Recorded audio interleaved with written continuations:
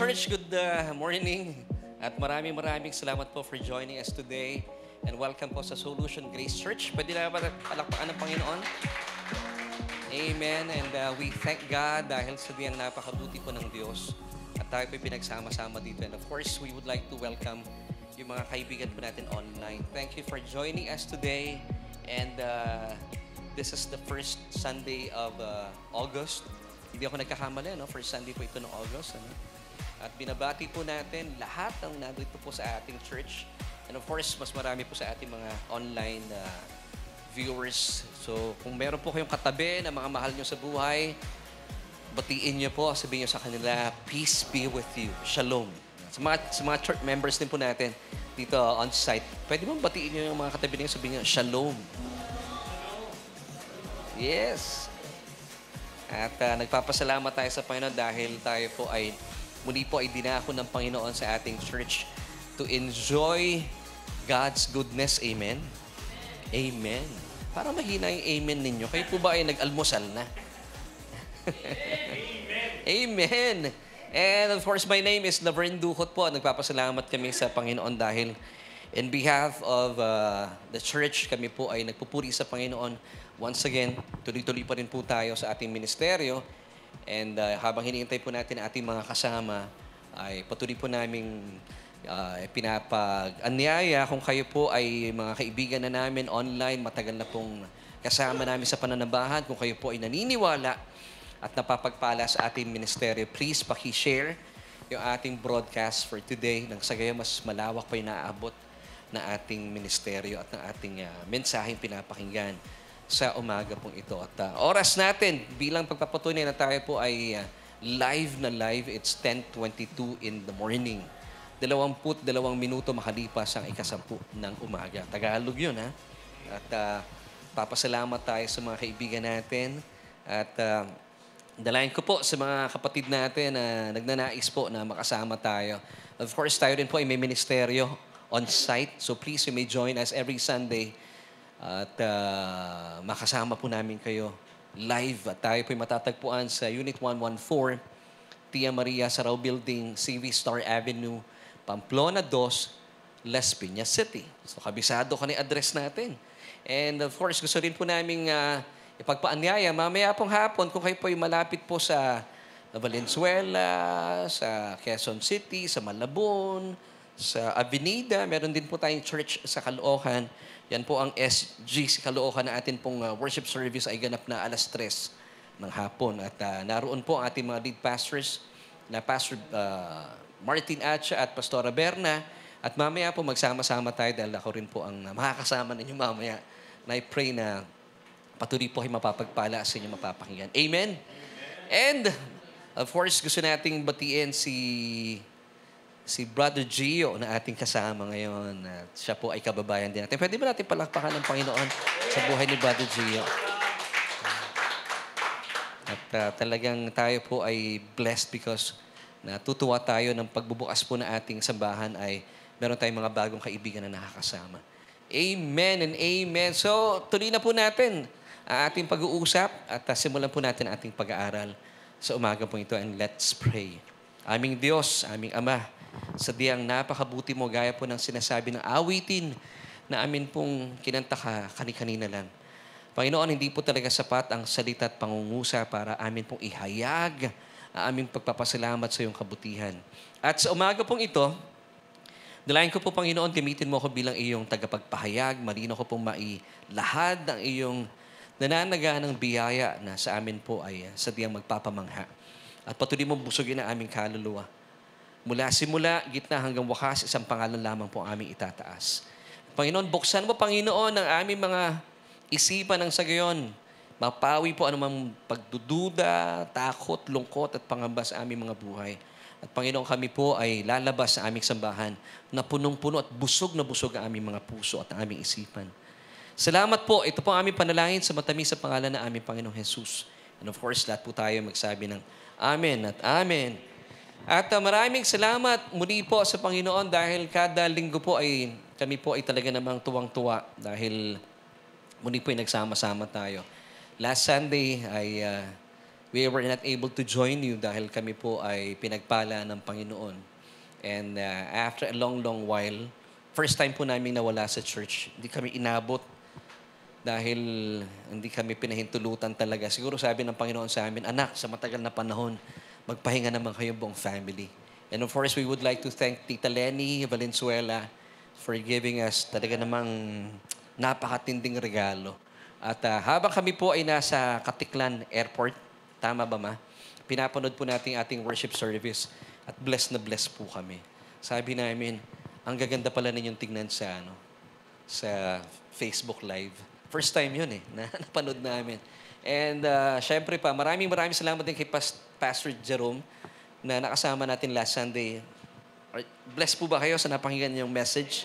Yes, of course. Ang ganda po ng message ni Pastor Jerome. And alam niyo po ba, napaka-special na araw na ito for Pastor Jerome at saka sa kanya pong may bahay, si Ate Rems, because they are now celebrating yung kanilang first wedding anniversary. So, Pastor Jerome, alam ko nanonood sila ngayon.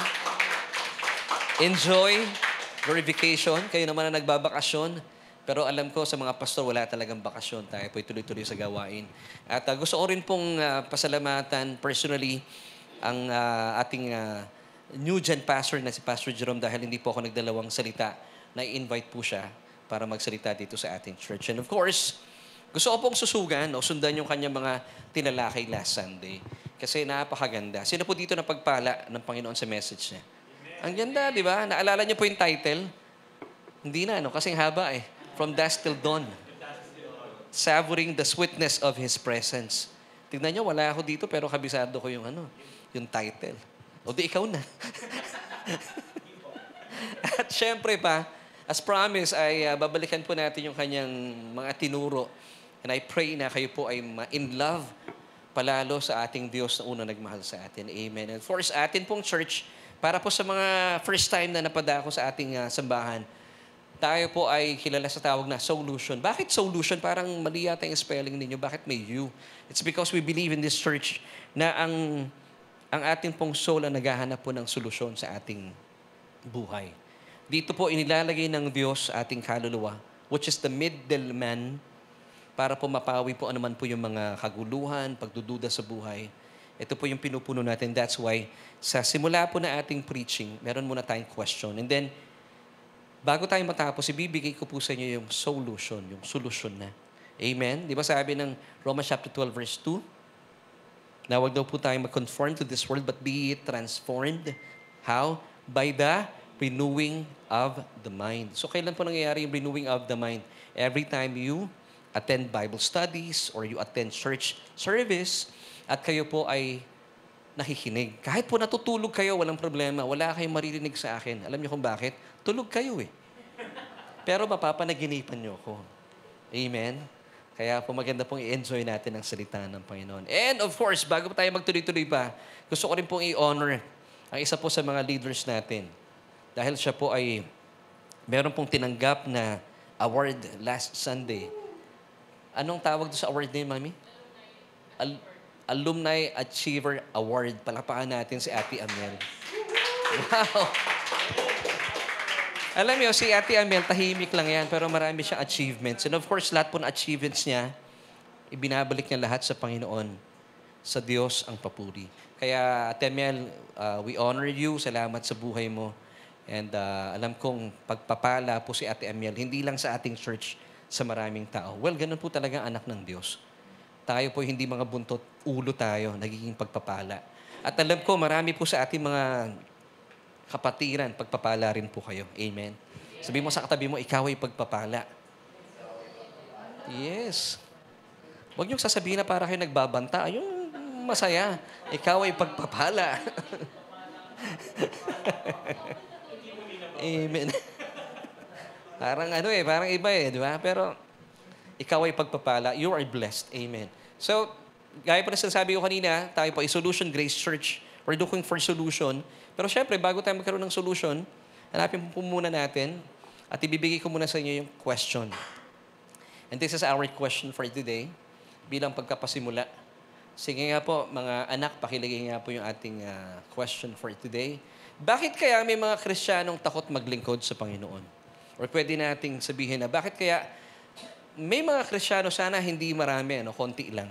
Bakit kaya may mga Kristiyanong takot po sa salitang commitment? Sabihin nyo nga po yung salitang ito, commitment.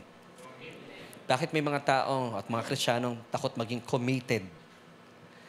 Kasi nagiging committed nila yung kanilang isipan sa paglilingkod sa Panginoon. Bakit kaya? And ang atin pong pag-uusapan ngayon ay babalikan po natin yung tinalakay ni Pastor Jerome last Sunday. And mula doon ay susundan po natin. Naalala niyo po yung sinabi ni Pastor Jerome last Sunday about the 3 M's that you have to remember. Kuya, pakilagay nga susunod na slide natin. The first one is magtiwala. Naalala niyo sabi ni Pastor Jerome last Sunday na bilang mananampalataya o bilang ang nais ng Diyos sa atin bilang mananampalataya, patuloy tayong magtiwala sa Panginoon. Hebrews 13:5. Why? Because sabi ng Panginoon in these verses until 6, for God has said, I will never leave you nor forsake you. What can man do to me? Ano magagawa ng tao sa akin? And of course, kapag tayo pinagtitiwala sa Panginoon, sabi ng Proverbs 3, chapter 3, verses 5 to 6, trust in the Lord with all your heart and lean not on your own understanding. And verse 6 tells us, in all your ways acknowledge Him, and He shall direct your path straight. Wow! So kung tayo po, gusto natin yung atin pong daraanan, yung ating mga pagkapasya sa buhay ay diretso ba? Sabihin nyo nga po, diretso. Yung hindi kumakaliwa, hindi kumakanan, hindi pumapaling. You have to put your trust in the Lord. Amen? At lahat po na ating mga gagawin, i-acknowledge po natin ng Panginoon. At the end of the day, dapat po, kapag tayo po tinatanong na ibang tao, oy, sandali lang. Tita Lorna, bakit ikaw ay blessed? Ibabalik mo sa Panginoon. Biyaya eh. Bakit ganon, Ate Amel? Ikaw ang nanalo, ikaw ang pinarangalan sa Alumni Achievers Award. Anong sinasabi natin? Hindi natin sinasabi yung sinasabi ng mga tao sa mundo. Ano yung sinasabi pangkaraniwan ng mga tao? Masipag ako magaling ako. Hindi po. Sinasabi natin, biyaya eh. Sa Diyos ang papuri. So we acknowledge Him and He shall direct our paths. Ikalawa, ano sabi ni Pastor Jerome? That we have to remember yung M, magpasalamat. Tayo po bilang mananampalataya, ang atin pong default mode ay grateful. Hindi po tayo reklamador. Naalala niyo yung preaching natin last, I think it was 3 Sundays ago. In everything, give thanks for this is the will of God in Christ Jesus for you. Now, tuloy po natin. Psalm 92 verse 1, it is good to give thanks to the Lord and to sing praises to your name, O Most High. Di ba yung mga tao mapagpasalamat, punong-puno ng mga awitin sa kanilang puso? Pero yung mga taong punong-puno na reklamo, hindi po marunong pumito yan. Nakita na ba kayo ng mga taong nakasimangot na pumipito? Nanay? Wala, di ba? Wala pa ako nakikitang nakasimangot na walang ganun eh.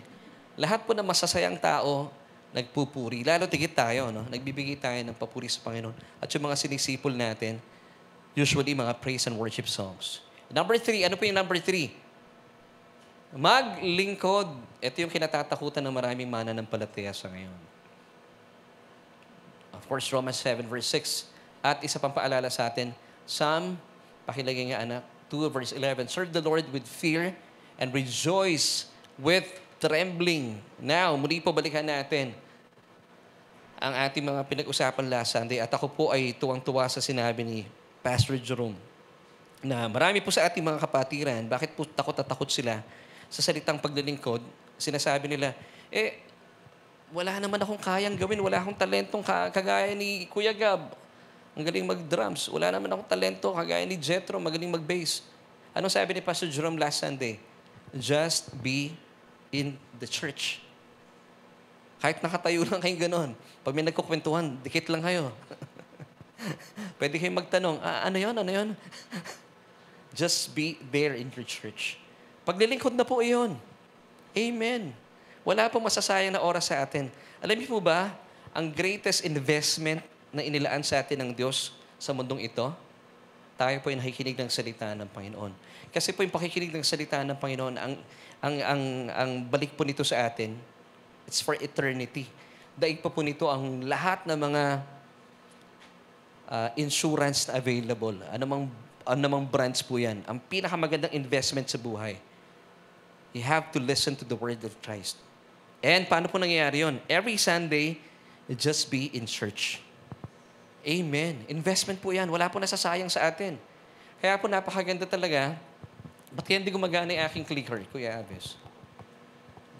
Sige nga, pakilagay sa susunod na slide, Kuya. Yan. Ito po yung question natin once again. Bakit kaya may mga Kristiyanong takot maglingkod sa Panginoon? And of course, ang atin pong message for today, it's entitled, Savor as Savior. Alam po yung word na savor? Namnamin. Kayo po ba pag kumakain kayo ng pagkain, ninanamnam nyo o diretso lulun? Hindi masarap kumain ng ganun. Meron ba kumakain dito, hindi na dumadaan sa dila, lulun na lang? Parang meron no? Kahit may mga ngipin, ginaganon nga nila yun Di ba? Talent yun Di ba? You have to savor the Savior. Di ba sabi ni Pastor Jerome last Sunday, dapat namnamin po natin. And that's why sabi sa atin ng Biblia, next slide, pakilagay nga Kuya Aves, Psalm 34 verse 8, O taste and see that the Lord is good. Blessed is the man who trusts in Him. So gaya po ng reminder natin, just by being in church, ay panalo na po yun, paglilingkod na po yun. Kahit wala po kayong kayang gawin. Kagalahan ko po bilang inyong pastor, makita po kayo na narito po kayo sa church. Alam niyo po lalo tigit sa panahon po natin sa ngayon. Sabi nga po ng Hebrews 10 verse 25, not forsaking the assembling of ourselves together. Not forsaking, mga kapatid na nanonood, wag daw po nating hindi po bibigyan ng pansin ang ating pong pagsasama-sama sa loob ng church. As is the manner of some. Alam niyo, napansin ko po after the pandemic, parang marami mga mananampalataya sa ngayon ang medyo nasanay na sa online. Actually, yung online po natin ay ginawa po natin for people na wala po sila access na makapag-church. At we honor these people. May mga kaibigan tayo, churchmates tayo sa Hong Kong, Australia, sa Bikutan, sa Sukat, na wala po sila kasing Grace Church. And of course, patuloy po natin gagawin na online. Pero kung kayo po may lakas naman, sabi po ng Biblia sa atin, Hebrews 10:25, not forsaking the assembling of ourselves together, as is the manner of some. Huwag natin gayahin yung iba. But exhorting one another, and so much the more as you see the day approaching. Alam niyo po ba, ang rapture po, wala na pong prophecies na hinihintay. Wala pong prophecy ang rapture. Ang nangyayari po sa ngayon, ang nagkakaroon po ng katuparan ay yung mga prophecies ng second coming ni Jesus. Yung pong rapture is different from the second coming of Jesus. Yung rapture, Jesus will be coming for us. Katatagpuin tayo sa alapaap. And then after 70 years of tribulation, meron tayong kasalan na magaganap sa taas. And of course, yung Bema Seat of Christ. Nagdiriwang tayo doon. Pagbabalik natin kasama ng Panginoon, actually, pagbabalik ng Panginoon dito sa lupa, tatapak na po yung kanyang mga paa. That's the second coming of Christ. So, Jesus coming with us. So, yung po mga prophecies na nangyayari sa ngayon, ito po yung prophecies ng second coming. So, ibig sabihin kung na-fulfill na po itong mga prophecies na ito, it goes to show na mas malapit na po yung rapture. Alam niyo po ba, maisingit ko lang, sa Amerika, ang patok na usapan ngayon at nagkakaroon pa ng congressional hearing. It's all about UAP. Alam niyo po yung UAP? Hindi po ito basketball, Ito po yung bagong term nila for UFO. Alam niyo yung UFO? Unidentified Flying Object. Ngayon, pinalitan na po ito ng UAP. Unidentified Aerial Phenomenon. Alam niyo kung bakit pinag-uusapan ang mga extraterrestrial creatures na ito? It's because they are looking for reason. Pag na-rapture po tayo, sasabihin nila, kinuha tayo ng mga alien. Yun po, I believe that's the reason behind this. So mga kapatid, sabi nung talata, not forsaking the assembling of ourselves together. And so much the more as you see the day approaching. Yung D-Day dyan is I believe it's the rapture or the second coming of Christ. So napaka-importante po talaga. At kapag tayo po ay narito sa church, alam niyo po, huwag natin i-underestimate. Nandito lang ako Wala akong ginagawa Paglilingkod na po iyan. At mamamalayan mo na lang, pumapalakpak ka na. Di ba sabi nga ni Pastor Jerome, abay, nasa timing pala ako. Hindi mo alam yung pagpapalakpak mo, paglilingkod na po iyan. Amen. Alam mo po, merong isang mag-ama, sila po meron tayong matututuhan na lesson dito. Yung anak, medyo tamad. Sabi niya doon sa anak niya, anak, diligan mo yung mga halaman. Mula po sa hindi kalayuan may ilog. Sabi niya, gamitin mo itong sisidlan pero butas-butas.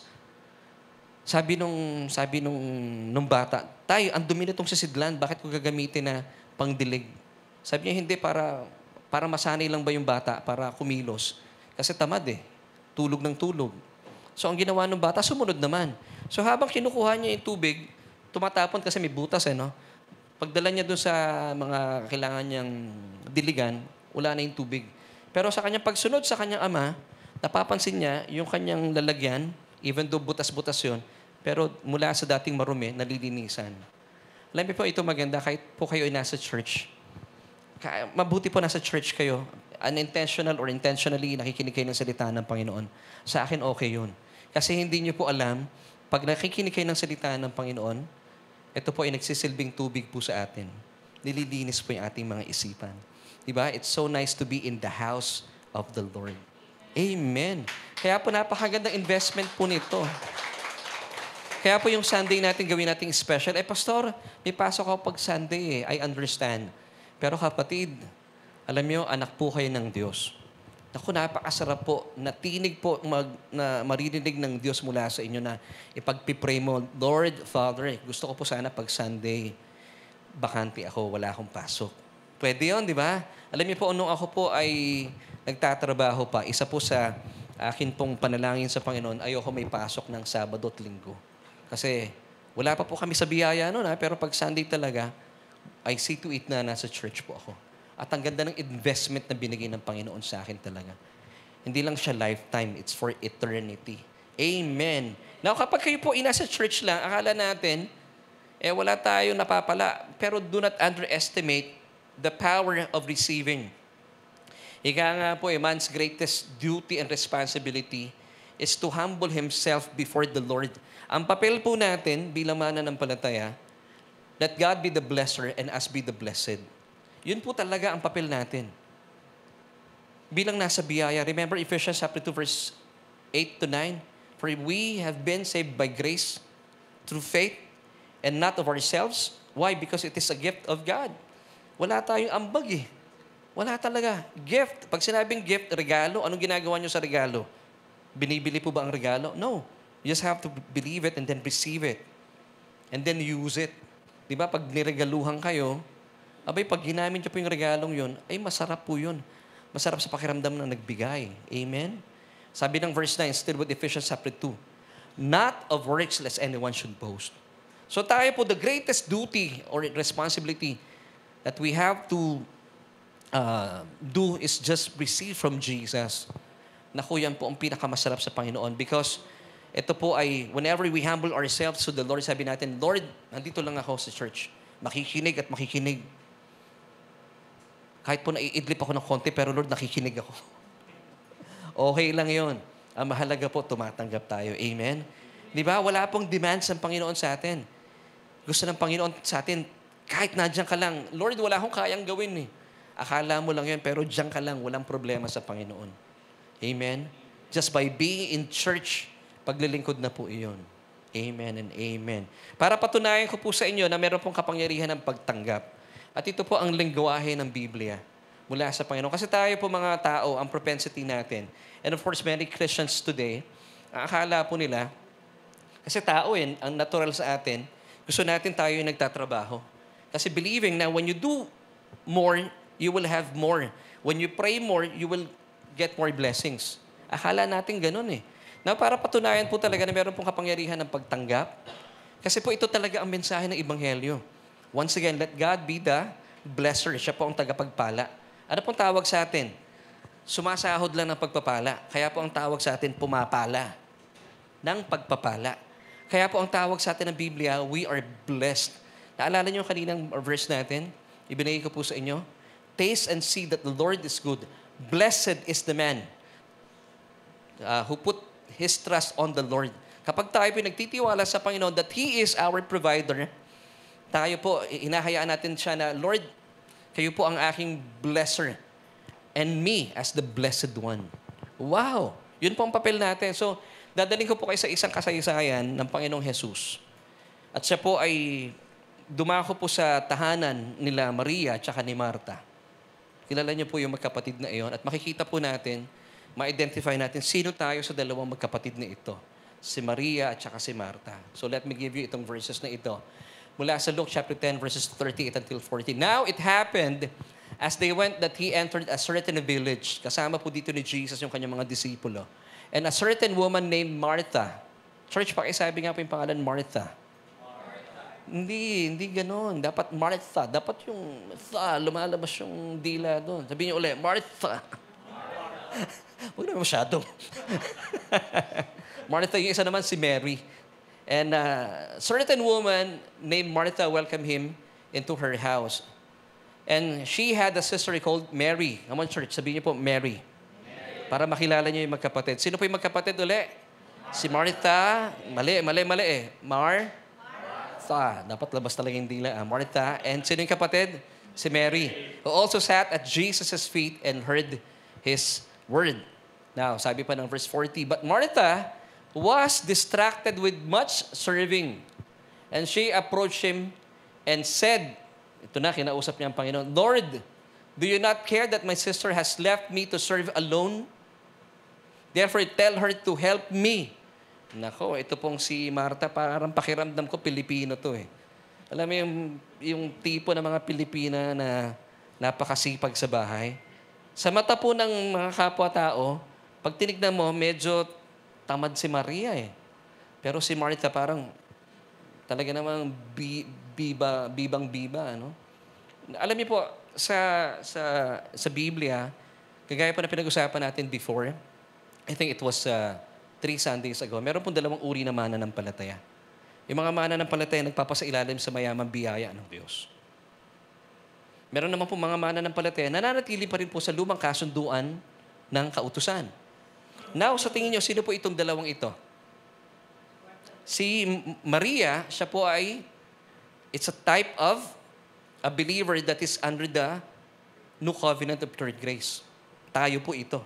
Now, si Martha naman po, ay it's a kind of a type of believer na nagpapasailalim sa lumang kasunduan ng kautusan. Now, kapag nandito po kayo sa lumang kasunduan ng kautusan, ang mindset po ng mga taong ito, sila po yung magtatrabaho for the Lord. Sila po yung kikilos para sa Panginoon, believing na, Lord, pag hindi ako kumilos, walang mangyayari sa church. Pag nawala ako sa church, babagsak ang church. Ito yung mga taong nasa ilalim ng lumang kasunduan ng kautusan. Because the old law-keeping covenant is all about man's performance. Kaya pansinin niyo po, yung mga taong nandito po sa lumang kasunduan ng kautusan, yung bang pakiramdam nila, dapat ako magpakita ng husay sa Panginoon for Him to bless me. Pero tayo po dito sa bagong kasunduan ng biyaya, kung bakit tayo naglilingkod sa Panginoon, hindi para pagpalain ng Diyos, kundi dahil pinagpala na po tayo. Amen? Nakita niyo po yung malaking difference? Yung po nasa lumang kasunduan ng kautusan, gawa sila ng gawa.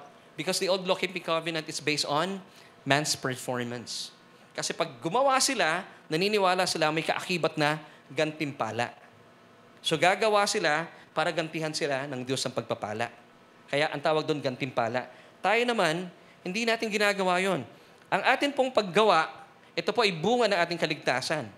Now tayo po ay gumagawa dahil binibigyan tayo, pinoprovide tayo ng Diyos ng kanyang biyaya. Pag sinabing biyaya, undeserved favor. Hindi tayo karapat-dapat. Pero yun po yung diesel natin, yun yung gasolina natin kung bakit po tayo patuloy na naglilingkod sa Panginoon. Amen? Nakuha niyo po yung difference noon? Now, tayo po dito, naglilingkod tayo ng punong-puno ng kagalakan. Pero itong si Martha, pansinin niyo, hindi lamang po siya nagalit kay Maria. Nadamay pa ang Panginoong Jesus. Balikan natin yung talata. Punta tayo once again. Luke chapter 10 verse 40. But Martha was distracted with much serving. So bakit po siya nagalit kay Maria? Because she was so busy with so many things. Kapag kayo po mga tao, you are so busy with so many things, you are distracted with much serving. Alam niyo po ang nangyayari? Nagagalit ka na sa kapatiran mo. And then sabi niya pa sa Panginoon, Lord, wala ka bang pakialam na yung kapatid ko nakatunga nga lang sa'yo? Pwede bang pagsabihan mo? Isipin mo, kapatid niya yun, hindi niya pinagsabihan, ha? Inutusan pa niya ang Diyos. Ito po yung mga tao na sa ilalim ng lumang kasunduan ng kautusan. Lord, ang aga ko dito sa church. Ang dami kong ginawa, tapos ito lang matatanggap ko. Itong isang to, kadarating lang puno-puno ng pagpapala. Yun po ang mindset ng mga taong wala sa biyaya. Kasi ang propensity nila, mindset nila, ang dami kong ginawa para sa iyo, Panginoon. So, kailangan mong suklian po ito. Now, ang sakit nito para sa buhay ni Marta. Hindi masayang pakiramdam po ito. Amen? So, gusto niyo po bang kagaya ko yun ni Martha? Ang hirap ang bigkasin ng pangalan niya. Martha, puno-puno ng ng effort talaga. Yung isa, Mary lang Amen? So, si Martha po ay abala sa maraming bagay. So, bakit? Tingnan po natin, once again. Lord, do you not care that my sister has left me to serve alone? Wala ka bang pakialam, Lord? Ako, pinabayaan ako nung kapatid ko magluto.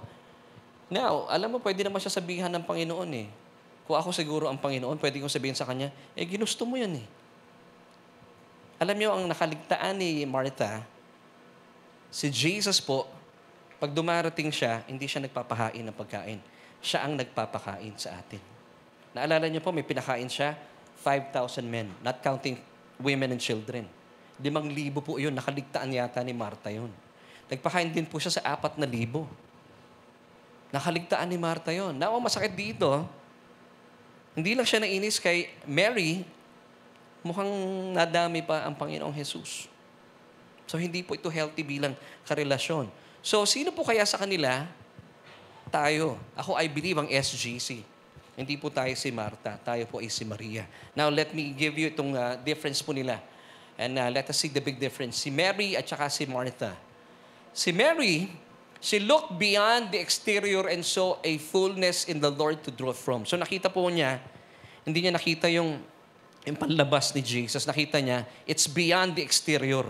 Nakita niya, si Jesus, hindi ako maghahain sa kanya ng pagkain. Ako ang kakain mula sa kanya. Yun din po ba nakikita niyo sa Panginoon? That you have to see Jesus na siya po ang ating great provider. Sa kanya magagaling ang lahat. Samantala, si Martha naman, she saw Jesus in the natural. Ito po yung mga tao sa ilalim po ng lumang kasunduan ng biyaya, ng kautusan. She saw Jesus in the natural as needing her in the ministry. Pakiramdam po ni Martha, pag hindi ako kumilos, walang mangyayari. But the truth is, mga kapatid, sa totoo lang, hindi po tayo kailangan ng Diyos for the ministry. Makakakilos po ang Diyos. Now, bakit po tayo sinasama sa ministry? Because He wants you to enjoy the ministry with Him. And it's a privilege na tayo po ay gamitin ng Panginoon sa ministeryo. Amen? So, hindi tayo kailangan ng Panginoon kung tutuusin.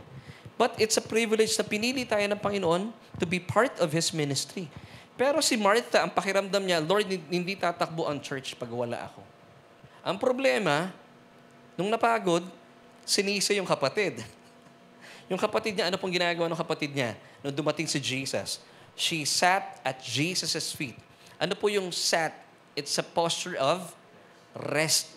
Nagpapahinga lang.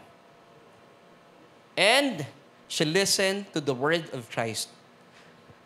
By being in church, paglilingkod na po yun. So sa mata ni Jesus, mukhang hindi niya nagustuhan yung ginawa ni Martha. Although, sa mata ng mga tao, masipag si Martha. Pero sa mata po ng Panginoon, anong gusto niya?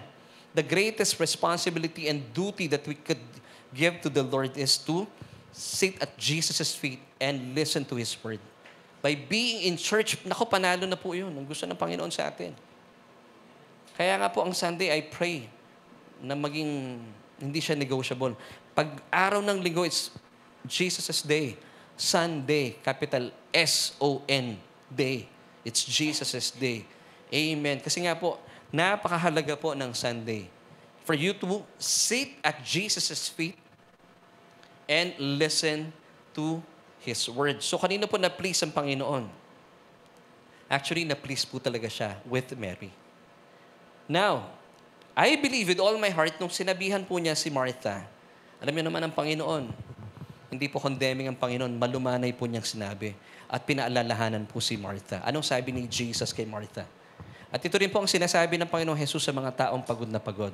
Now listen, ito po ang sabi ng Panginoon sa inyo. Luke chapter 10 verse 41. Martha, Martha, thou art careful and troubled about many things. Ang bait ng Panginoon, no? So sinabi niya, masyado ka kasing pagod with so many things. Now take note of the word careful in this passage. In the Greek, kasi po ang New Testament was written in Greek. Now tingnan natin yung ibig sabihin ng careful. It's merim nao. Sabihin niyo nga po, merim nao. Medyo mahirap bigkasan, ano? Ibig sabihin po noon, to be anxious about, have care, being distracted. Now, bakit po siya distracted? Because she was troubled about many things in her life. So sabi ni Jesus, alam mo, Martha, masyado kang abala with so many things.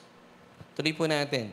And then sabi pa ni Jesus dito in verse 41 until 42, you are so troubled and worried about many things. But one thing is needed, sabi ng Panginoon, and Mary has chosen that good part which will not be taken away from her. Now, tingnan niyo po dito, church, listen. Halimbawa, may pinapagawa po ang Panginoon. Meron pong task na available, 50 task. 50 task na dapat gawin. Ang ginawa ni Martha, yung 49. Hindi niya tinamaan yung nag-iisa. Yung tinamaan ni Mary, that one thing that is needful. Now, sabi ng Panginoon, isipin niyo po kung di po napakabuti ng Diyos. Sa buhay po natin, if we will apply this principle, ang gusto ng Panginoon sa atin, huwag mong gawin yung 49. Ginawa ni Maria yung 49. Ang naging resulta, napagod, nainis, kinagalitan pa nga ang Panginoon. Nagawa niya yung 49, pero she missed this one thing. Sabi ng Panginoon, and this is good part. Ito yung nagawa ni Maria, which will not be taken away from her. Now, sa buhay po natin mga tao, masyado tayong abala with so many things. Di ba, pangkaraniwan pag Sunday, nako, meron ako mga nakakausap lagi ganito eh. Alam niyo, Pastor, kasi pag Sunday talaga, yun na lang yung pahinga ko eh. At naintindihan naman ng Panginoon yun. Actually, naintindihan naman po talaga ng Panginoon yun. Kaya lang, yung Sunday po, hindi naman magbe-benefit sa Lord. Ang magbe-benefit tayo pa rin. Now, you may say, may pasok po kasi ako pag Sunday. Of course, I understand. Pero po, alam niyo po, I believe, pwede niyo pong i-request sa Panginoon yan. Kasi papayag ba kayo na hindi kayo nakakakain ng salita ng Panginoon? And then, ginagawa niyo yung mga bagay na nagpapaabala sa inyo? From Monday to Saturday, pagod na pagod po kayo. Tapos hindi pa kayo nakakapakinig ng salita ng Panginoon. Once again, sabi dito ng Panginoong Jesus mismo, Martha, Martha, you are worried and troubled about many things. Example ko lang po kanina yung 50 task. Nagawa niya yung 49, but she missed this one thing, which is the good part, sabi niya, na nagawa ni Maria. And what is this one thing? Maganda po alamin natin what is this one thing. And then sabi ni Jesus, which will not be taken away from her. Alam niyo po ba, sa dinami-dami ng pagpapala, mga pinagpalang babae sa Biblia, isa po si Maria. Si Maria po, she was able to anoint the body of Jesus bago po siya ilibing. Siya lang ang nag-iisang babae na nakapag-anoint sa katawan ng Panginoon bago ilibing. Samantala, yung ibang pang mga kababaihan, wala po silang pagkakataon na i-anoint po yung katawan, yung bangkay na ng Panginoon. Dahil pagpunta po nila sa puntod o dun sa libingan ng Panginoon, wala na po ang Panginoon. Resurrected na siya. It was only Mary who was able to anoint Jesus' body before siyang ilagay sa kanyang libingan. Grabe ang Panginoon. Alam niyo po, pag ginagawa natin priority ang Panginoon, laging inuuna rin tayo sa lahat ng mga pagpapala. Pansinin niyo po yung mga kapatiran sa church. Sino pong unang nakakakuha ng mga blessings? Di ba tayong sa church? Amen? Because this is the good part, sabi niya. But one thing is needed. Ito lang po ang gusto ng Panginoon ipagawa sa atin. This just one thing. Huwag mong gawin yung maraming bagay. Mapapapagod po sa inyo. Because God wants you to be restful. Amen? Gusto po ng Panginoon, hindi tayo natataranta. Kaya po, di ba, hindi tayo tinatawag ng mga, alam niyo yung word na natataranta. Hindi tayo ganun. Amen? Amen. Di ba? Hindi ko pwede banggitin yun. Hindi tayo gano'n. Ano pong tawag sa atin? Mga relax. Sabihin mo sa katabi mo, relax. Relax tayo. Yung mga taong relax, maayos po ang flow ng dugo niyan. And even po yung puso, malayo sa karamdaman. Amen. Sabi nga nila, hindi daw po tayo nagkakaroon ng mataas na high blood. Amen. Amen. So dito po now, tingnan niyo po, what is this one thing na dapat nating alamin from this verse? Na hindi po nagawa ni Martha, pero nagawa ni Mary. Now, dapat nating alamin itong one thing na to because this is the good part.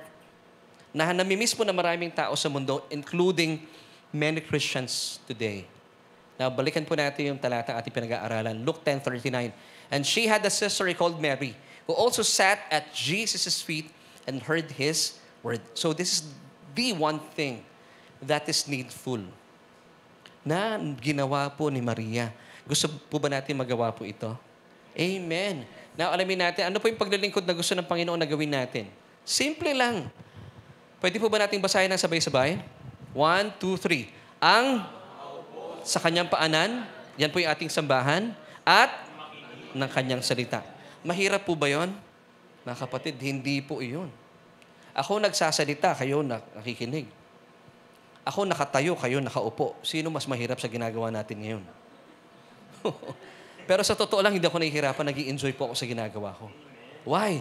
Because dito po sa church, ang sarap po ng ating mga karanasan. So ito po yung paglilingkod na gusto ng Panginoon na gawin natin. Just have to sit at Jesus' feet and then habang nakaupo po tayo, gaya natin sa Maria, nakikinig sa salita ng Panginoon. Amen? At gaya po na sinabi ko kanina, si Maria lamang po ang babae na talaga namang nakapag-anoint po sa katawan ng Panginoon bago po siya ilagay sa kanyang libingan. Basahin po natin ito. In John 12:3, Then Mary took a pound of very costly oil of spikenard, anointed the feet of Jesus, and wiped his feet with her hair, and the house was filled with the fragrance of the oil. So she was the only woman who anointed Jesus' feet with costly oil. Wow! Siya po yung pumunta sa bahay ng isang pariseo na nag-anoint po ng katawan ng Panginoon bago siya ilagay sa kanyang libingan.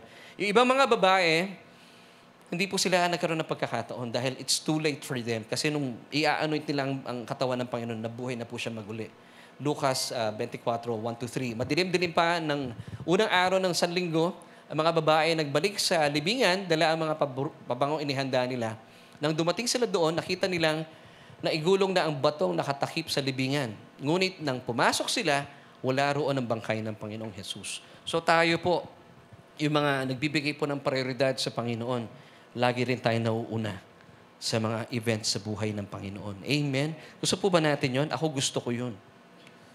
Yun po yung blessing na meron tayo. Just by being in church.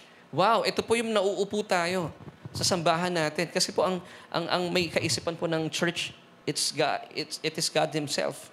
Now, tuloy po natin ating pinag-uusapan. So, napakabuti po ng Panginoon at tayo po ay binibigyan niya ng ganitong mga kaisipan na ang gusto pala ng Panginoon na paglilingkod sa atin, maupo at makinig. Wow! Di ba napakadali noon, mga kapatid? Tayo po, ang gusto ng Panginoon, bakit po maupo at makinig? Nung kami po ay nasa Katiklan Airport, iba pa rin yung iba pa rin yung on-site . Kasi nung nandun kami sa airport habang naghihintay ng eroplano aming sasakyan pabalik ng Manila, iba yung online . Hindi ka makapag-concentrate. Now, for online viewers na wala pong grace-based church, we honor them. Kaya nila Sister Norma Vitales, sila po yung membro natin mula sa Hong Kong. Isa po siya sa mga ganon. Now, talagang, I honor these people, sila Sister Norma, kasi iba po yung kanilang kalagayan. But kung kayo po ay may kakayahan na maglakad, sumakay ng jeepney, iba po ang on-site. Mas maganda pa rin yung on-site. Kasi kami rin po nung nasa airport, hindi ako makapag-concentrate . Pinapakinggan ko na malapitan, and then, baka tumawag yung eroplano, maiwang kami. Di ba? Mahirap din po nagsisimba online. Di ba? Ati Maya, sa halimbawa, nagluluto ka, di ba? Ang hirap ng online . Hindi ka makapag-ano. Minsan tumatabang yung niluluto mo pag ikaw ay online lang. Iba pa rin po yung on-site. Amen? Amen? Parang nalungkot kayo, men. Nasabi ba akong mali? Wala naman. Wala naman. So, ito po. So, how to savor our Savior? Wow. So, ang gusto lang ng Panginoon sa atin, you just have to be in the church. Just be here. Sabi ni Pastor Jerome, just be there. Dapat pala just be here. Kasi dito yun eh. Yung church eh. No? Sabi ni Pastor Jerome, just be there. Saan yun there? Baka sa labas yun eh. Dapat pala just be here in church. Amen. So, balikan po natin yung question natin kanina. Bakit kaya maraming mga mananampalataya sa ngayon ay natatakot na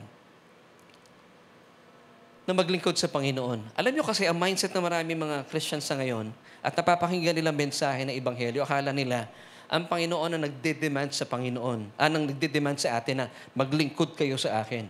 Remember, sabi ng Panginoon, naparito siya, hindi para paglingkuran, kundi para maglingkod. Now, let Jesus serve you today. Ito po'y kabaliktaran sa pangkaraniwan natin napapakinggan sa church. Now, let me give you this verse bilang patunay. Matthew 20, verse 28. Sino po nagsasalita dito? Si Jesus. Amen. Just as the Son of Man did not come to be served, but to serve and give His life a ransom for many. So, kanino galing yung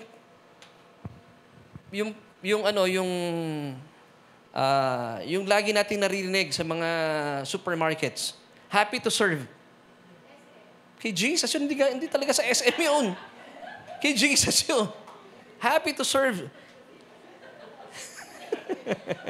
Halata mong babad na babad si Tito sa SM, ano? Pero pa ngayon, hindi na natin narinig, hindi na gumagana ng mga... Actually, galing po sa Panginoon yun. Pero, churches at large today, ano pong binibigyan nila sa mga tao? Naparito ang Panginoon para paglingkuran nyo. Hindi po. Let Jesus serve you today. Pwede po ba yun? Just by being in church, gusto ng Panginoon paglingkuran ka niya. Wow, saan kayo makakita ng Diyos na ganun? Ang ating Panginoong Jesus lang po yun. Kaya nga po kanina kinakanta natin, kinikilabutan ako. Sabi ko, napakabuti mo. Aming Diyos, Ama. Iyong likha'y luluwalhatiin ka. Bakit po natin niluluwalhati ang Diyos?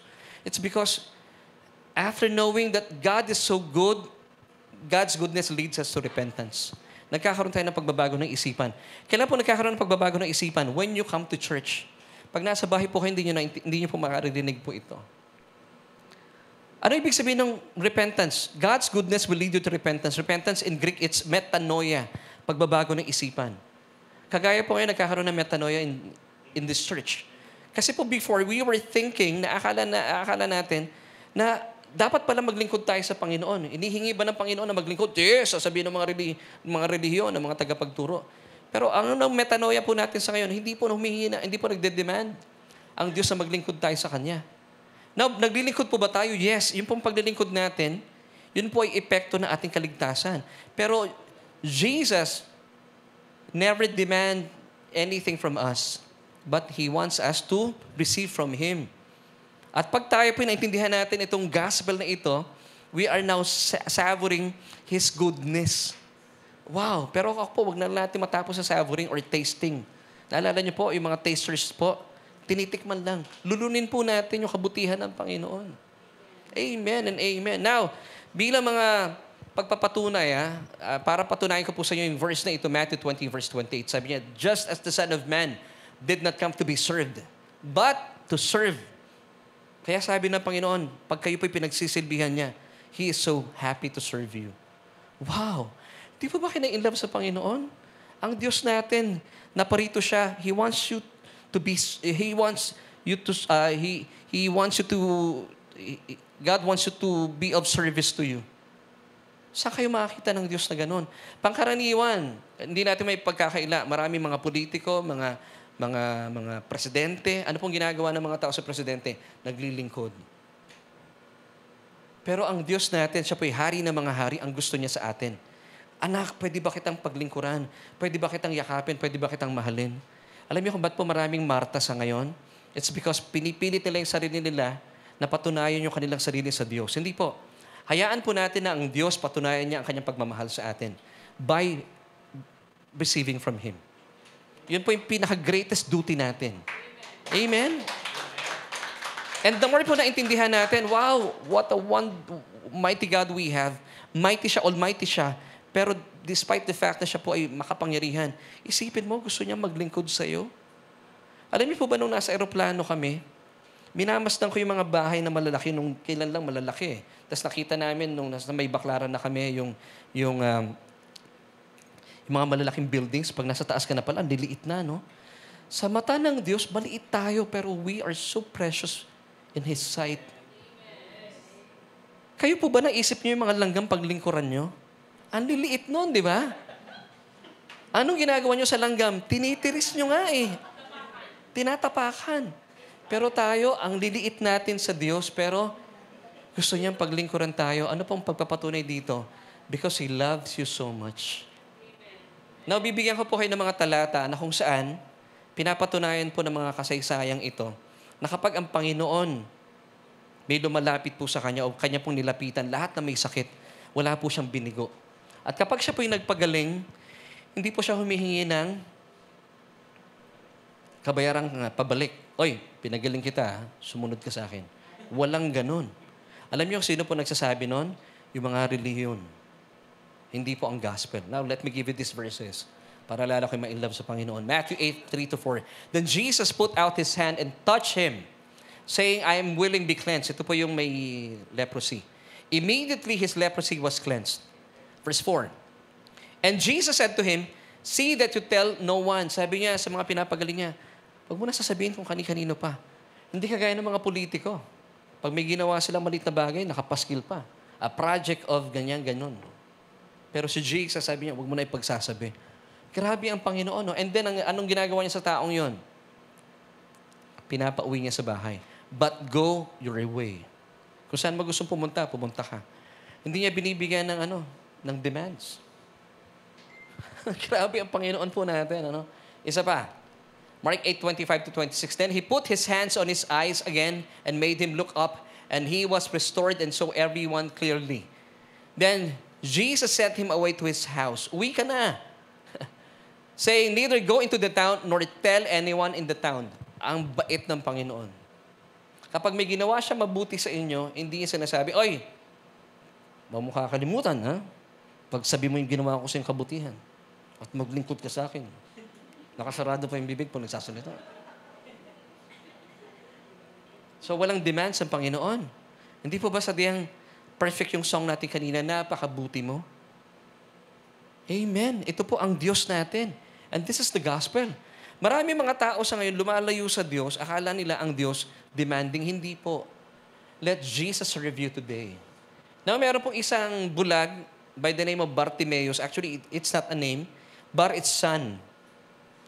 Pag sinabing Bartimaeus, yung word na bar, it's son. Anak po siya ni Timaeus. So, ibig sabihin, ito yung taong sa mata na maraming tao, wala siyang kwenta. Wala siyang pangalan eh. Bulag. Parang ganito kunwari, mag-ama kami ni Kuya Albert. Pag kinilala ako ay Bar Albert.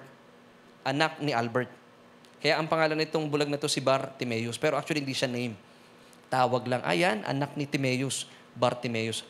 Iba po ang kanyang ginawa sa Panginoong Jesus. Mark 10:51-52.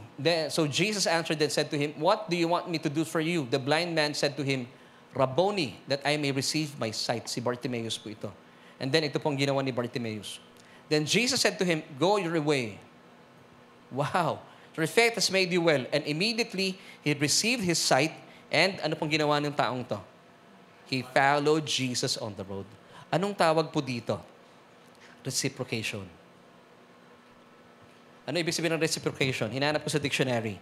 It's a mutual exchange, a return in kind or of like value. Ito po ay pagtanaw ng utang na loob. Amen. This is reciprocation. Mga kapatid, napakahalaga po nito. Ang ginawa po ng taong ito, sabi ng Panginoon sa kanya, uwi ka na. Pero ang ginawa po niya, sumunod siya sa Panginoon. Nakita niyo po ang mga talatang ibinigay ko sa inyo para mabuksan nating isipan. Para hindi po kayo matakot sa commitment o sa paglilingkod because God is not demanding anything from us. Wala po siyang hinihingi na kapalit. Tayo po'y niligtas ng Panginoon. Amen? Hindi lamang po tayo niligtas sa kamatayan mula sa impyerno patungo sa langit. Kasama po yung ating pang-araw-araw na buhay at kabuhayan. Kasama po sa package ng salvation yon. Pero despite of all these benefits, wala pong demands ang Panginoon sa atin. Actually, muli po sabi ng talatang binasa natin kanina, just as the Son of Man did not come to be served, but to serve. So ang gusto ng Panginoon, let Him serve you today. Walang siyang demands. Pero itong taong to na pinagaling ng Panginoon, nagkaroon po na tinatawag na reciprocation. Ibinalik niya sa Panginoon yung kanyang pagpapasalamat. So ito po yung mga taong nasa ilalim ng biyaya. Hindi po tayo naglilingkod sa Panginoon for us to be blessed by God. Blessed na po tayo. Amen? Kaya po tayo sumusunod sa Panginoon dahil hindi po natin mapigil yung ating pagpapasalamat sa Diyos. Lord, hindi sapat na niligtas mo ako, pinagaling mo ako. Susunod ako sa iyo. So ito po ang tawag dito ay reciprocation. Alam niyo po, kamakailan lamang po, hindi pa naman katagalan. Ako po ay kinatagpo ng Panginoon sa mayamang biyaya niya. Matagal na po ako naglilingkod sa church. Ang akin pong ministeryo talaga ay sa praise and worship. Tumutugtog. I never thought na ako po ay tinawag ng Panginoon sa pagpapastor. Pero nung dumating po sa akin ang mayamang biyaya ng Panginoon, sabi ko, Lord, kailangan marinig po ito ng maraming tao. Alam mo, I think this is reciprocation. Sabi ko, Lord, hirangin mo ako maging pastor. At gusto kong mag-aral at ituro ang Ebanghelyo. Kasi pangkaraniwan, napapakinggan ko sa maraming tagapagturo, wala po akong anything against you, mga kapatid, mga kapwa ko pastor. Ang itinuturo po nila sa pulpito, may demands ang Diyos. Kaya lumalayo ang tao sa Diyos. But the truth is, walang demand ang Diyos. Ang sinasabi ng Diyos sa atin, sa pamagitan ng kanyang bugtong na anak, once again, Matthew 20 verse 28, just as the Son of Man did not come to be served, but to serve and to give His life as ransom for many. Pinatunayan na po ng Diyos ang kanyang puso sa pamagitan ng kanyang bugtong na anak. Ibinigay po niya kanyang buhay sa krus ng Kalbaryo. Hindi pa po ba sapat yun? Na sa atin po mga kasalanan, ang kabayaran po ay kamatayan. Hindi po hinayaan ng Diyos na tayo po ay mamatay. Bakit? Kasi mahal na mahal po kayo ng Diyos. Alam niyo, nung pinag-aaralan ko ito, sabi ko, Lord, parang mas mahal mo pa kami sa iyong bugtong na anak. Hinayaan niya ang kanyang bugtong na anak na magdusa sa krus alang-alang sa atin. Now, may hinihingi po bang kabayaran ng Panginoon sa atin? Wala. Ang gusto na ng Panginoon sa atin, maupo at makinig. Mahirap po ba yun? Hindi. Now, ang maganda po natin gawin, this is reciprocation. As your pastor, maganda po maintindihan po natin ito. Hindi po magbabago ang Diyos. God is the same yesterday, today, and forever. Kung hindi po siya nag-demand nung araw, until today and forevermore, hindi po siya magde-demand sa atin. Pero hindi po ba kabutihan na lang po ng Diyos ang maghahatid sa atin sa pagbabago ng isipan? Na wag na po kayong matakot sa salitang commitment and the service. Dahil yung ating pong paglilingkod, the more po nating naiintindihan ang mga tinapos na gawa ng ating Panginoong Jesus sa krus ng Kalbaryo. Papayag ba kayo na hindi po ito mapakinggan ng inyong mga kamag-anakan? Amen? Papayag ba kayo na sa matagal na panahon, ang tinuturo na marami pong mga relihiyon sa ngayon, yung demands ng Diyos, na wala naman talaga siyang demands, bakit hindi po natin itama iyon? At once again, sabi ng Panginoon, just as the Son of Man did come not to be served, but to serve. Now, ito po yung dapat na mensaheng ipinapaabot po natin sa maraming tao. Amen? Amen. So, ibig sabihin, ito pala yung mensahe na dapat mapakinggan ng maraming tao para mawala na po yung takot nila sa salitang paglilingkod. So mga kapatid, wala pong dinidemand ang Diyos sa atin. Kung meron po siyang hinihiling, sino po magbe-benefit? Siya o tayo? Tayo. Ano pong paglilingkod ng gusto ng Diyos sa atin? Wala akong kayang gawin, pastor. Hindi ako marunong kumanta. Sabi ng Panginoon sa atin, maupo ka lang at makinig. Okay na yun. Amen? Tapos mamaya po hindi nyo napapansin, Lord, marunong pala akong kumanta. Ako po, nung araw, hindi ko rin alam na marunong akong magsalita. Wala talaga akong alam. Wala po. Hindi po lahat ng gwapo matalino. Bakit ngayon laki tumawa? Pero sa biyaya po ng Panginoon, dumadalo yung kanyang biyaya sa aking kahinaan. Remember, sabi po ng Biblia, God's strength is made perfect in our weaknesses. So the more po nating hinahayaan, Panginoon, gusto ko pong makinig at maglingkod sa inyo sa pamagitan ng pakikinig na yung salita. Sa ating kahinaan, dumadaloy ang kanyang ganap na kapangyarihan. At kapag pinapadaloy po natin ito, We are savoring our Savior. Nilalasa po natin ang kabutihan ng Diyos. And the more po natin nilalasap ang kabutihan ng Diyos, nagkakaroon ng pagpapalit ng isipan. Lord, hindi na ako matatakot sa salitang paglilingkod. Maglilingkod ako kasi sobrang buti ng ginawa mo sa krus ng Kalbaryo para sa akin. Hindi na rin po kayo mahihirapan every Sunday. Hindi na kayo magtutos ko. Lord, pag tao, magsisimba ako. Pag, anong kabila ng tao? Ibon. Pag ibon ka ako magsisimba. Hindi nyo nagagawin yun. Kasi alam nyong mabuti ang Diyos. This is reciprocation. Amen? So balikan na po natin ating question as we end. Bakit kaya may mga Kristiyanong takot maglingkod sa Panginoon? This is the answer. Kasi akala po na maraming Kristiano ay nagdidemand ng Panginoon ng paglilingkod sa kanila. But the truth is, hindi po. Dahil once again, sabi ng Panginoon Jesus mismo, Matthew 20 verse 28, just as the Son of Man did not come to be served, but to serve. So mga kapatid online, wala pong dinidemand ng Panginoon sa atin. Gaya po ng mga pinakita kong verses kanina, ng mga pinagaling po niya. Lahat po ng pinapagaling ng Panginoon, pinapauwi niya sa kanilang mga tahanan. Kakaiba lang itong si Bartimaeus, sumunod sa Panginoong Jesus. Wow, bakit? And this is our solution for today. You cannot savor the goodness of the Lord Jesus until you have a revelation of how much He loves you. Amen? You cannot reciprocate until you know how to appreciate. Amen? Marami pong tao sa ngayon, kasama po mga mananampalataya, takot sila maglingkod sa Panginoon because hindi po nila na-appreciate yung ginawa ng Panginoon sa kanila. Yung pagdaligtas na ginawa ng Panginoon sa kanila. Amen? But tayo po sa SJC at sa mga nanonood sa atin ngayon, kung bakit po tayo hindi na natatakot sa salitang commitment and service o paglilingkod, it's because we appreciate Jesus and His finished work on the cross. At the more po na naintindihan natin yung mga ginawa ng Panginoon, na-appreciate po natin ang mga tinapos na gawa ng Panginoon, meron tayong kakayahan mag-reciprocate. Wow! Wow! Now, let me give you palakpakan po natin ng Panginoon. 1 John 2:15, do not love the world or the things in the world. If anyone loves the world, the love of the Father is not in him.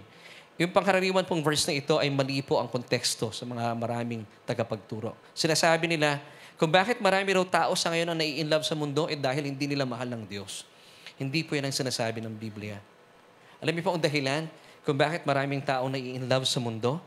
It's because sabi nung talata, the love of the Father. It's not for the Father.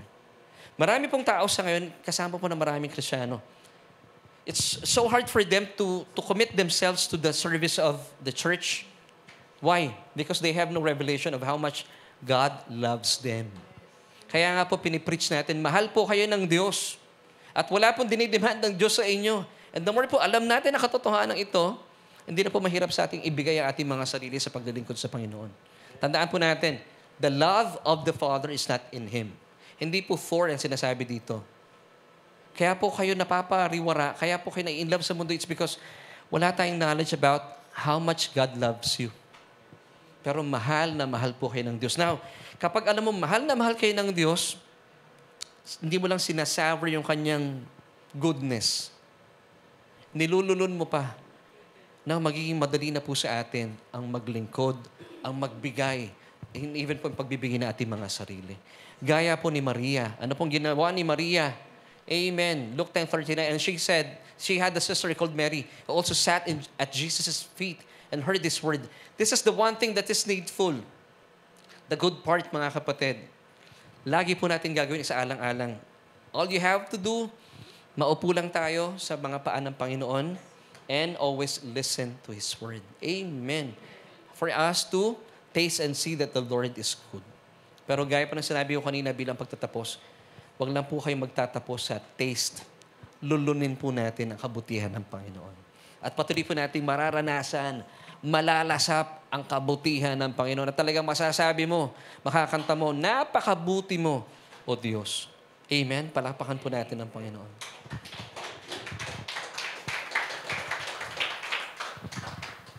Kung kayo po'y may kaunawaan ng kabutihan ng Panginoon, sa tingin nyo, ganyan lang kalakas ang palakpak na ibibigay nyo sa Panginoon? Pwede po ba natin lakasan ng palakpak sa Panginoon? Amen? Di pa ba we are so blessed sa kabila po ng pagpapala ng Diyos sa atin, gaya nga po na sinabi ko kanina, itong past few weeks, past few days, marami pagkakataon hindi natin alam. Oops, muntik na pala tayong masagasaan. Pero iningatan tayo ng Panginoon. Pero hindi natin na ipagpasalamat sa Diyos yun. Maraming kabutihan na ginagawa ang Diyos sa atin.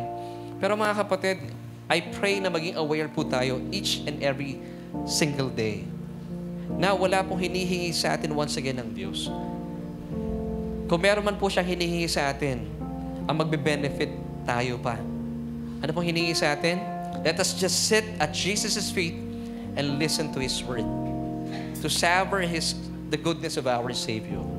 Wow! Napakabuti ng Panginoon. Siguro po bago po natin kausapin ang ating mga online viewers, at kayo po ibigyan ng pagkakataon na tanggapin ang ating tagapagligtas, pwede po ba tayong tumayo at awitan natin ang ating Diyos? Di ba, kapag tayo po'y puno-puno ng kagalakan, ang sarap awitan ng ating Panginoon. Napakabuti ng ating Diyos. At pwede nating isigaw sa Kanya, itaas natin ating mga tinig at ipaalam yung ating pagpapasalamat sa Panginoon. Sige po, sabayan natin ang ating praise and worship team.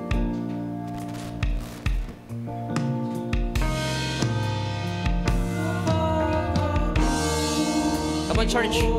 Mga kapatid natin online, sing with us. Aming Diyos Ama, iyong likha, luluwalhatiin ka. Napakabuti mo, O Diyos. Napakabuti mo. Di ka nagbabago.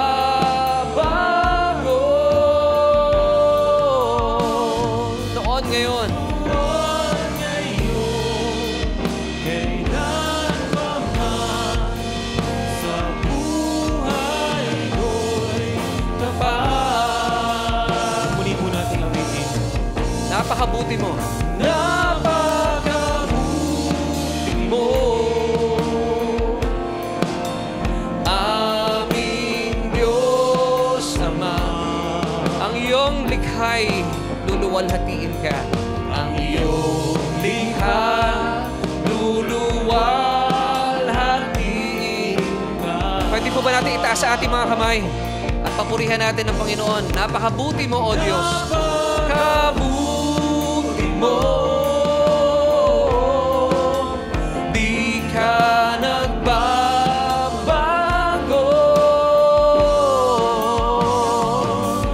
Noon, ngayon, kailan pa man sa buhay ko'y tapat.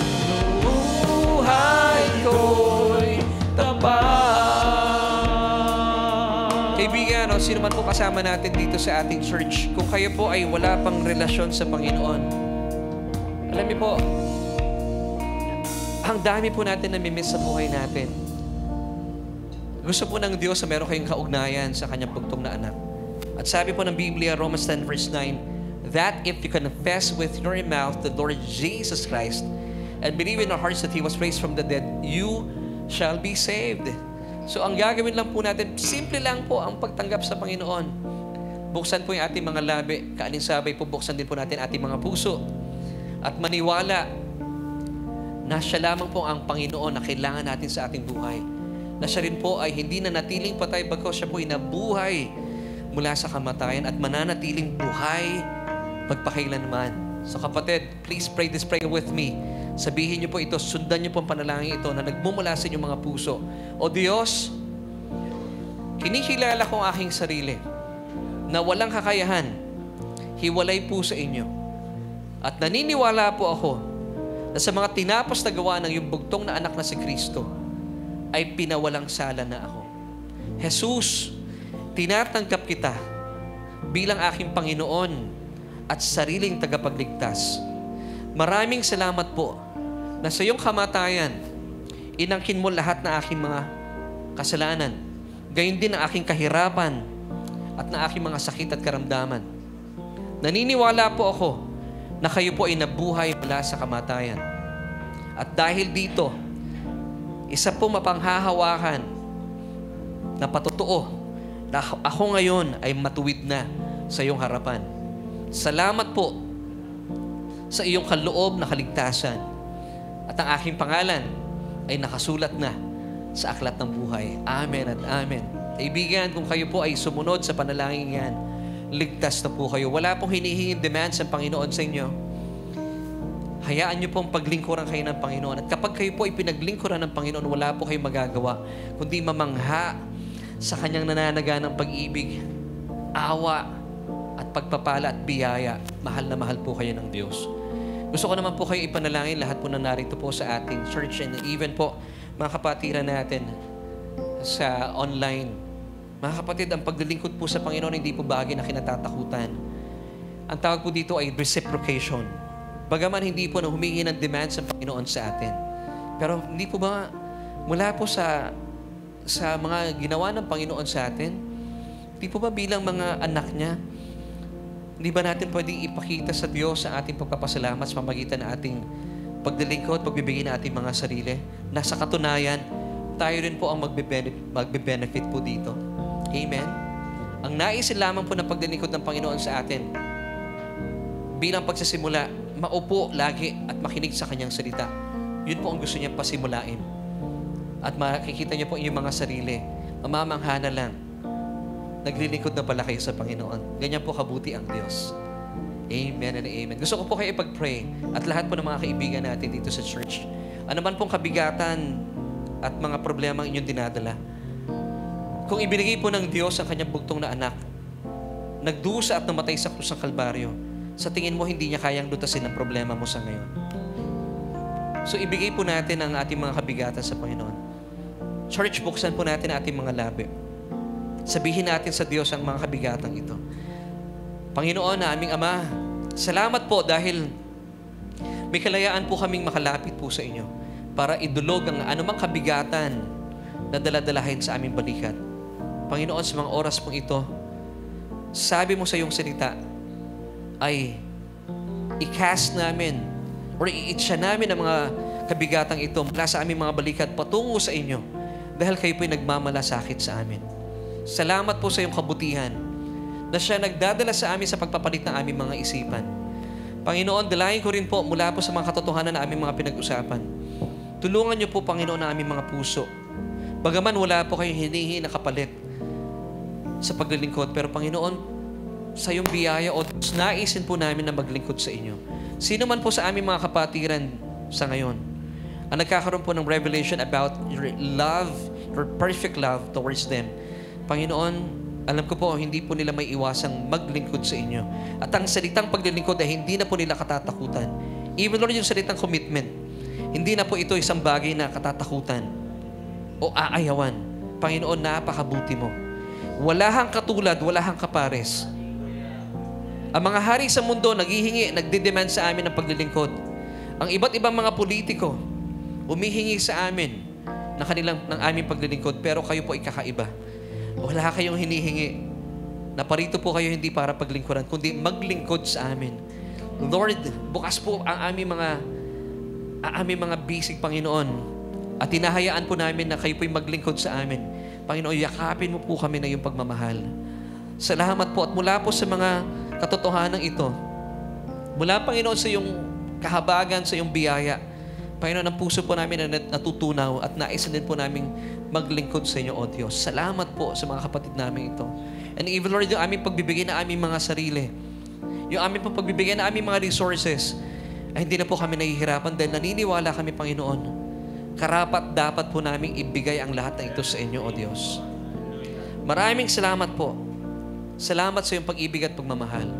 And the more po kami nagkakaroon ng kapahayagan ng mga katotohanan ito, nagiging madali na po sa amin na lasapin ang iyong kabutihan at patuloy po namin lulunin ang mga katotohanan ito at mamuhay na punong-puno ng kagalakan, kapayapaan at kapahingahan sa aming mga puso.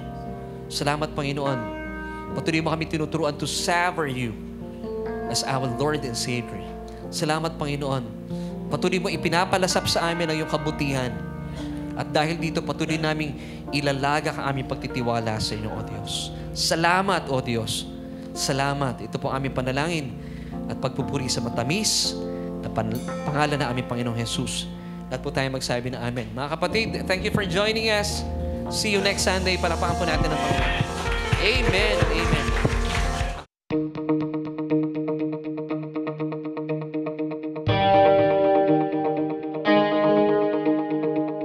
Amen! Thank you, Lord, for a fresh revelation. I learned a lot today. How about you? Let us know in the chat kung ano ang favorite part mo sa ating preaching today. Let us continue to honor and worship our Lord Jesus through our giving of tithes and love offering. But let me remind you that your tithes belong to your home church. But if you are new and you consider Solution Grace Church as your home church now, here are the ways on how to give your tithes and love offering. Our details are shown on your screen right now. You can use our account number and simply scan the QR code for our bank details, especially if you are outside the Philippines.